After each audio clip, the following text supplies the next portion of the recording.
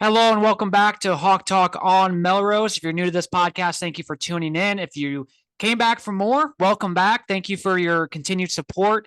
And speaking of continued support, our last two episodes on YouTube have been absolutely incredible. Over 1,000 views on back-to-back episodes. I know for some that doesn't seem like a lot, but for me, I think that's awesome. And I know, Tyler, you can agree on that. And we're both grateful for that. So thank you so much.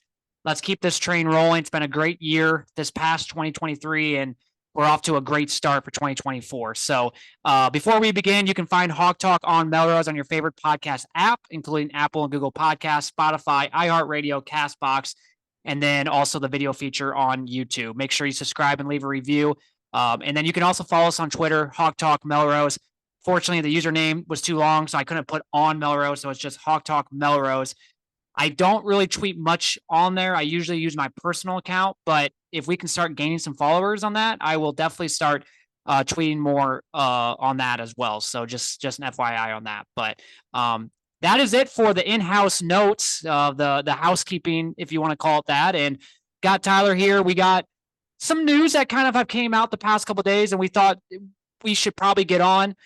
We were going to kind of wait until maybe the next OC was hired, but it sounds like that might not happen for quite a while. Well, I shouldn't say quite a while, but might not happen for a minute. So we just thought we'd come on because there's been some other news that have came out. So we'll get into all that. But before that, what's going on, Tyler? How's your day going? It's going good. Just trying to beat the cold weather, man. It's been brutal these It's been last miserable. how many days, and I can't escape the cold. So that's that. Yeah. Besides that, ready to do the pod for sure.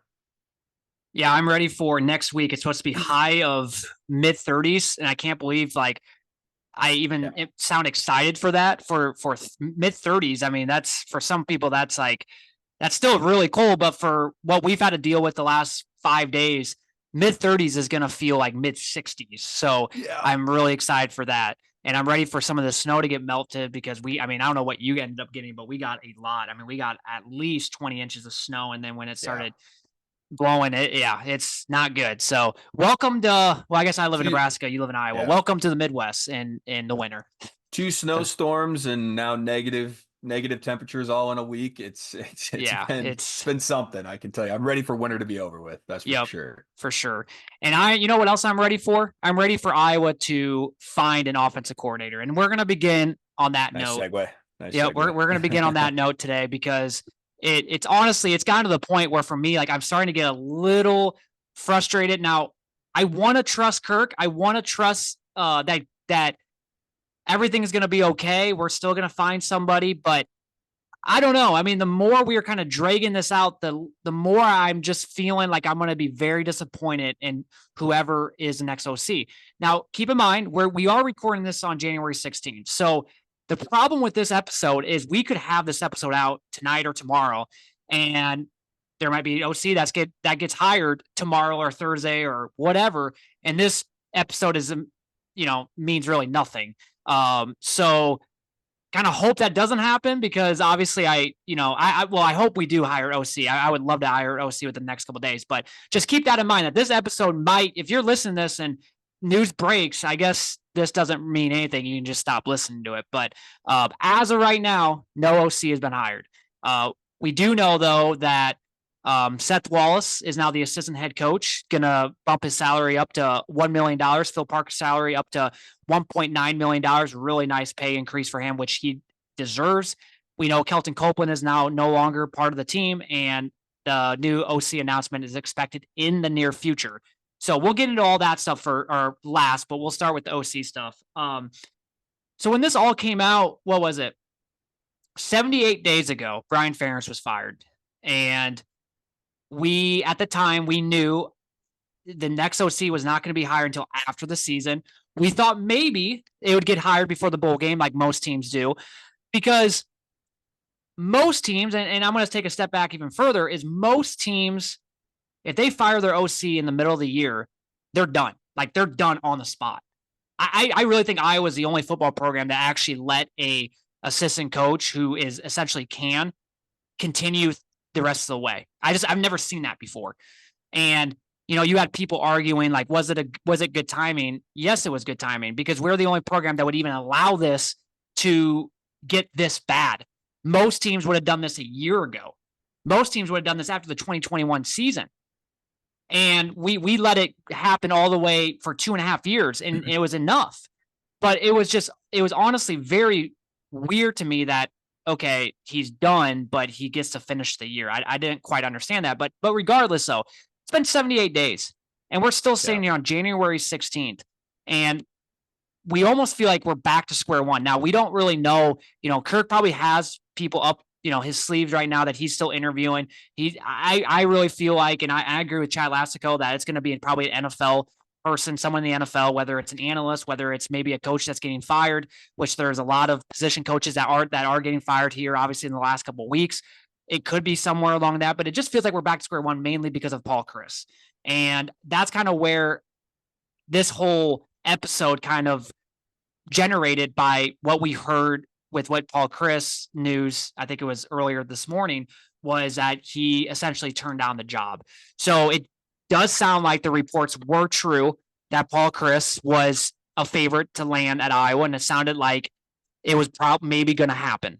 And from everything I've read, unfortunately, he turned it down. And that raises to me a lot of questions about why would he turn it down? Is it because he's content with being an analyst at Texas? Obviously, a program that's a bigger brand than Iowa. Don't get me wrong, and it's they have a good thing going. They just made the playoffs and they're joining the SEC now, and they're going to be a really really good team moving forward. Is it that, or is it during the interview process he didn't get the answers that he wanted in terms of what's the freedom going to be like with me with this offense? Will I be able to implement kind of more of my type of offense into your system? And was he getting mostly no's or maybes or we'll see? I don't know, because it's really weird to me because you have a guy in Paul Chryst who's a Midwestern type of guy. He was at Wisconsin for so many years. He knows the Big Ten. You would be going from an analyst to an OC. It just seems weird that someone would turn that down. And Iowa, once again, they're not, if you want to look at the Big Ten from 1 to 18 in terms of brand value, in terms of just brand, Iowa's not towards the bottom. They're more in the middle. And if people want to argue with that, go ahead. I think Iowa's right in the middle. It's a great Big Ten football program. And I'm not just saying that because I'm an Iowa fan. I really believe that. So it just seems really weird to me that he would turn that down. It might be with money too, but I don't know. I just have this weird feeling that there was a little bit of some constraints that, unfortunately, it just looks like Kirk I don't know, can never just let go of the offense. Yeah, you're right, Colin. Where to even begin? I guess, like you said, this podcast, it stems from, you're exactly right, the Paul Chryst news. It came out, like you said, today that he essentially declined the offensive coordinator job for Iowa. And man, I think me and you, we've talked about it on this podcast. I think our leading candidate of a guy that we wanted was Paul Chryst. Like you mentioned, a guy that obviously knows the Big Ten, coached at Wisconsin, had a ton of success. We shared on previous episodes his productivity as a play caller and as a head coach. Yeah. And he did really well. And we wanted somebody, I think, that obviously has had success, has proven it. And that was our biggest thing, I think, for me and you. At least it was for me. I guess I shouldn't speak for you, but just to know that he's done it in the past gave me hope that he could come in and change some things around. And then we find out, obviously, he declined it. And you're exactly right. In my opinion, it's hard for me to believe that you're going to turn down an offensive coordinator job where, like you said, yes, the SEC, it's a new SEC, but it's also a new Big Ten. The Big Ten's only getting bigger and better come next year. And you're going from staying as an offensive analyst where you're not really that hands-on, especially game day. And, you're saying I'm content and I don't want to do or be an offensive coordinator for Iowa, even though you interviewed for the job. So clearly you were interested, right? He clearly Yeah. had interest. I don't know this to be a fact. I don't know if we'll ever know. I hope we do. I hope we find out the real reason, but I agree with you. It's starting to to feel like Kirk didn't provide him with what he wanted to hear. And whether that's, he's still going to have say on the offense, the style, the sort of the, let's call it what it is, the conservative nature that we are. I don't know what it is. I really hope it's not that, but if that's where we're at with this, man, and that's the reason he decided, no, I'm good, I'll wait for a different job. What are we doing? Yeah. That's all I'm gonna say. I think if that is the case, and then Paul Chryst has to know that it could potentially be a career ruiner at that point. I mean, For look sure. at how Brian. I mean, his career is pretty much ruined by the hands of his father by constraining him. Kirk constraining his son, and so I'm sure Paul probably looked at that and was like, "Wow, he constrained his own son. Like his own son's now pretty much his career is pretty much ruined because of that.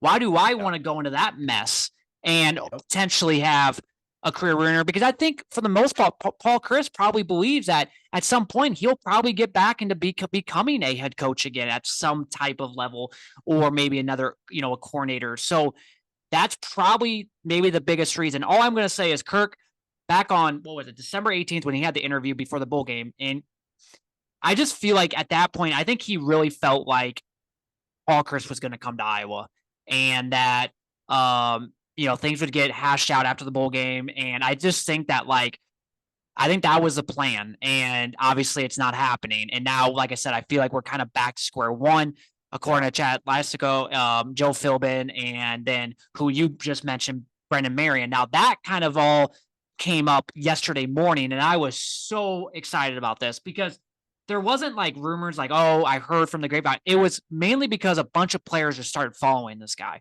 There was like 8 to 10 Iowa players that just started following him, and including like Roy Higgins. And he's the offensive coordinator for UNLV. Yep, UNLV. Yep, I should point that out because some people might not know that. So yeah, so he's the offensive coordinator at UNLV. Yesterday morning, someone on Twitter noticed that a bunch of players started following him, including like Roy Higgins, some of the parents, and it almost felt like that's kind of strange. Like, okay, do they know something? They would obviously know more than like just the average fan would. Sure. And so this guy, he's offensive coordinator at UNLV. Before that, he was a passing game coordinator at Texas. Before that, he was the wide receivers coach at Pitt with like Jordan Addison. He's coached some really good wide receivers. He had UNLV's offense, a scoring offense, 22nd, and the total offense 42nd. He's a younger guy. This would have been the perfect fit. He doesn't run a spread type offense. He kind of runs more of a traditional offense, but it's modern. If you go watch some UNLV games, which I did yesterday afternoon before I knew that that was all debunked, I was watching some highlights. I was like, oh my God, this looks really good. I was like, wow, this would be a home run hire. You got a guy that has experience with the passing game, with wide receivers, something we desperately need. Yep. Could have been the wide receivers coach / OC now that Kelton Copeland's gone. I was so pumped. I was like, oh my, I would rather have him right now over Paul Chryst. And for the longest time, I was wanting Paul Chryst. But that all got debunked yesterday. Pretty much, I actually think it was Brad Heinrichs that came out on one of the message boards and said it's not happening. So don't get your hopes up. So Was there something there though that you truly believe that, or was it all? I don't know. From what I have read, was that Kirk's never even talked to the guy, so I don't even know where this all came about. Where players just started following him. I have no idea. Okay. But I think that kind of goes to the next thing with the wide receivers. Obviously, we found out on, what was it, Friday or Saturday, Kelton Copeland is no longer on the staff, which that was, in my opinion, okay, at least a step in the right direction in a way. I felt like that was needed. Kelton Copeland, from what I've heard, has been wanting to move on for the last couple of years. Our wide receiver position has not been great. I think it's time for someone new in there. And essentially, whoever we get as OC could bring in whoever they know to be the wide receivers coach, and this is why I kind of wish it was Brennan Marion, because you could have him be the wide receivers and OC coach, and then you would have room to hire another position coach, which would be the A la biggest quarterback quarterback. coach. Yep. Yeah. But regardless, so that is at least a step in the right direction, where we're kind of changing some things around. Because like Colby said, my brother made a good point. He's like, man, like if we were keeping everybody on staff on the offensive side of the ball and the only thing we were changing was OC, then you really know, like, are things really going to change? And Yeah. so at least like, okay, we're moving on from one guy. That's at least better than nothing. And so, Yeah. and I agree with that 100%. But I don't know, man.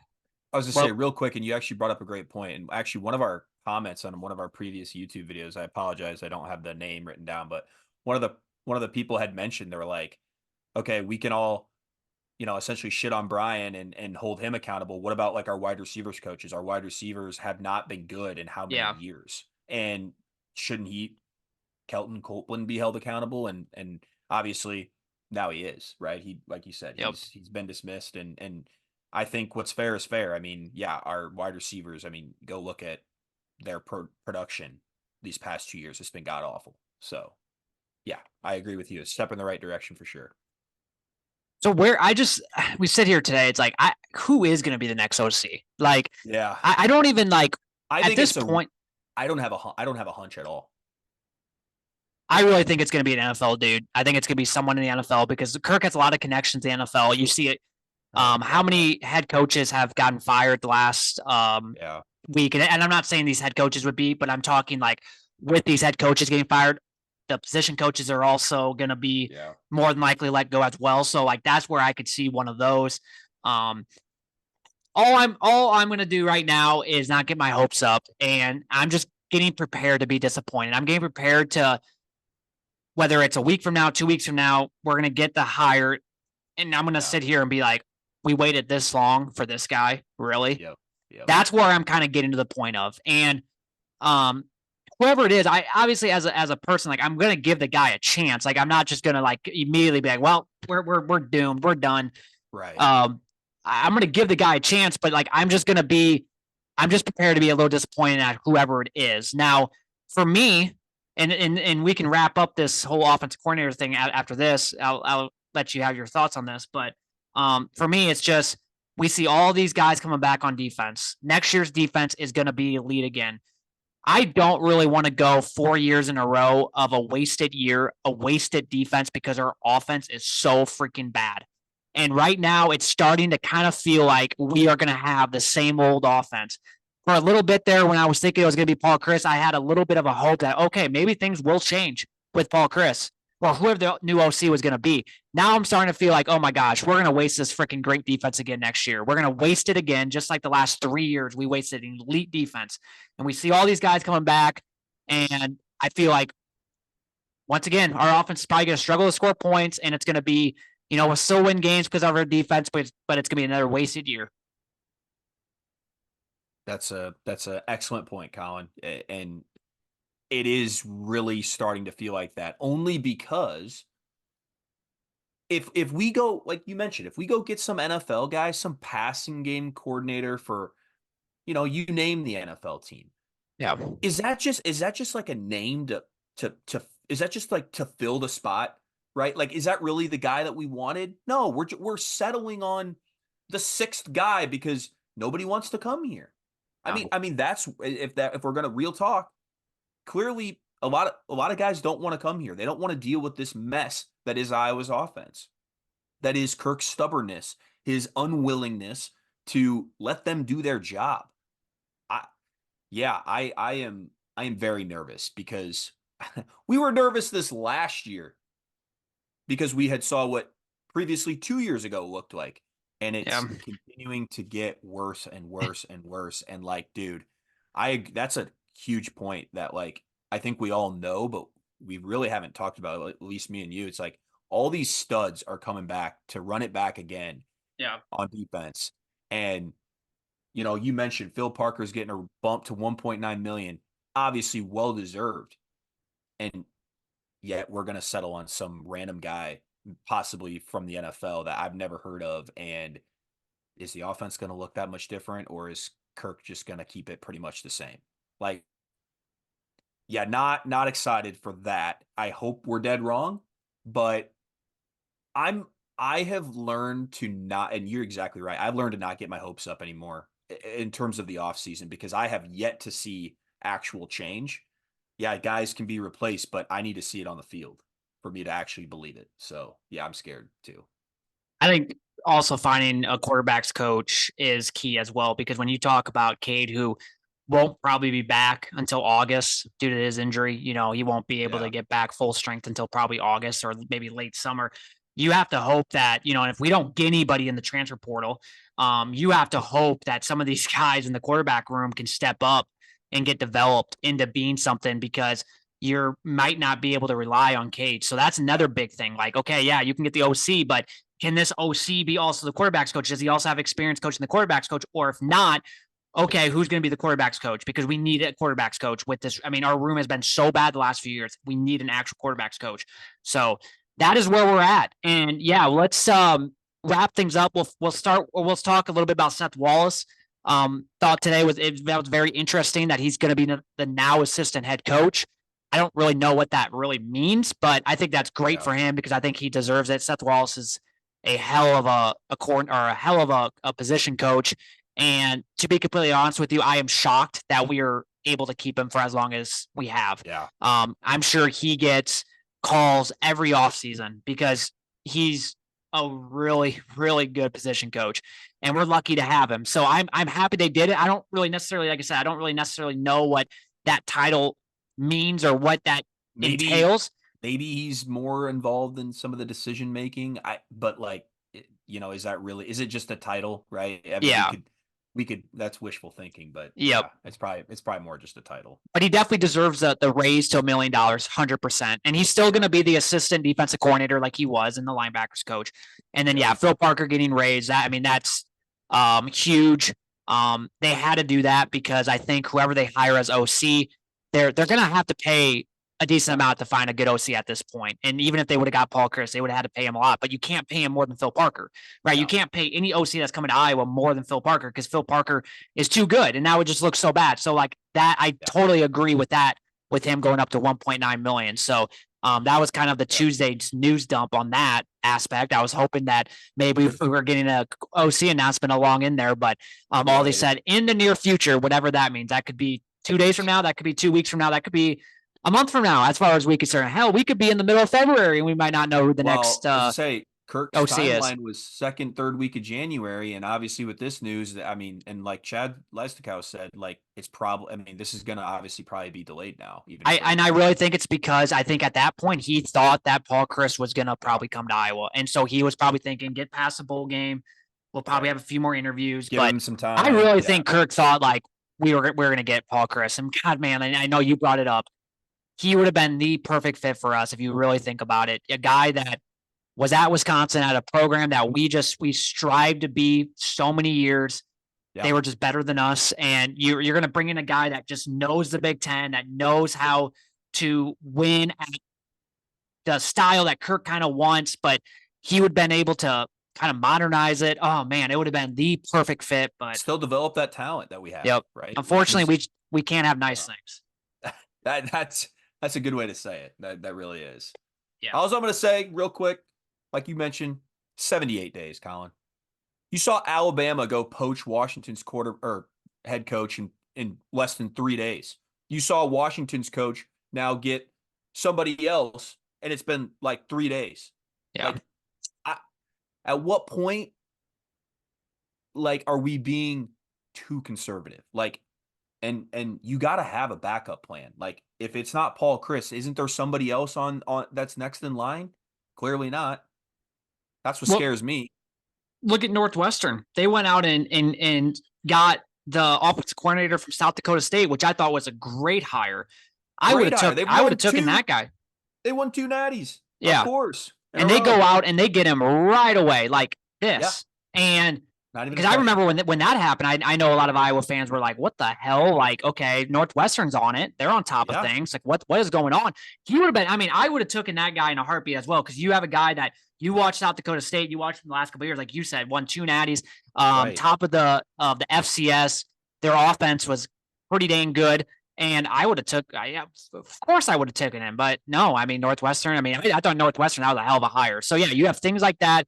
I mean, you're getting to the point where all these good coordinators are getting kind of snatched up and you're kind of just That's left in the dust at that point. And right. then you just have to find some random dude.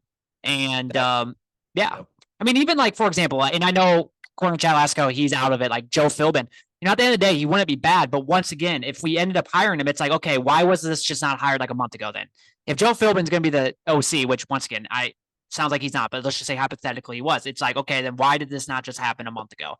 Why did we wait until the middle of January when this could have easily been just the case a month ago if you were really going in this direction? So that's kind of where I'm at that too. It's like, okay, if we're getting this far into it, it better be somebody like that's like, oh my gosh, I did not expect this, or wow, okay, something to work with. Okay. I mean, maybe not the greatest, but not bad exactly either. Right. So if we get Joe Philbin after 80 days of after 80 days, it's like, okay, clearly we settled, right? Because we could have had this probably 80 days ago. So. Yeah. But I guess that's really it. I don't really have much else to really cover. I knew I just wanted to get on the mic and talk a little bit about that. And the other thing would be, and you kind of called it, Eric All officially declares for the NFL draft. And obviously you lose another top target on offense. Yeah, I figured that. He's been injured, but I think he's played enough ball in college and he's been injured enough where he's like, okay, I'm going to go get my money now where I guess my stock is probably as high as it's going to get. So, dude, if he can stay healthy, I think he's going to be a stud in the NFL. I really do. I think he could get on a team. He might not be Sam Laporta, right? He might not be George Kittle, but he's just he's like a big dude that like he can stretch the field, he can block. He's athletic enough to do. He's athletic, whatever you want. Yeah. So, but yeah, I figured I did not. I mean, I honestly kind of forgot about him because it was to the point where it's like, there's no way that dude's coming back. And honestly, like we don't. I mean, I'd love to have him back. He's kind of Kate's safety blanket, but like at the same time, it's like we're getting back Luke Lachey. We're at Addison Ostrenga. We have some other guys that have stepped up this year because Luke Lachey and Eric All were out. So it's like I'm not really too concerned about that. But right. And I think he was kind of the last guy that we were waiting on. Everybody else, so pretty much everybody is coming back. I would say like 80-ish% of the guys that we thought, or 80-ish% that could leave are coming back. I think that's really good. And you were hoping for like 60%, and we got. I was gonna say we're pretty much. Well, like a month ago, I was hoping for 60%, but like during the season, especially towards the end of the year when some of these guys were just balling out, I was like, fuck, we might not even get 20 to 30% of these players back, and here we are pretty much bringing back everything, but it doesn't matter if we don't get a good OC and a better offense. Really, it doesn't. So, well, we will end it there. I guess we'll just have to wait and see when the next episode comes out. Hopefully sooner rather than later. I'm sure we'll probably wait until maybe until then. I was thinking about maybe doing and I don't know if you wanted to be included in this or not. If not, it's fine. But I was thinking about maybe doing like a short, maybe like solo kind of basketball, just kind of update, just because, we're finally looking a little bit better in that front. But I don't know yet. That's still just kind of maybe in the works. If not, we'll be back on probably, hopefully in the next week. Hopefully it's tomorrow. Hopefully tomorrow we're back on this show talking who the next OC is. But we'll probably save the next episode until then, because I don't know if much more information will be coming out at that from now until that point. So, yeah. Hopefully we jinx this whole like delayed OC. Yep. That would be awesome, wouldn't it? And we're the reason that maybe somebody gets announced tomorrow or the next day, right? So exactly. Hopefully, like you said, hopefully we can come on here sooner rather than later and really dive into who the next OC is. Obviously, we're going to get an OC. Who is it going to be? At this point, I really don't know. That's the $1 million question. Yep. Who knows? And it's just a matter of time, right? So, well, that will do it. Thank you guys all for listening. As always, go Hawks, and we'll talk to you soon. Right.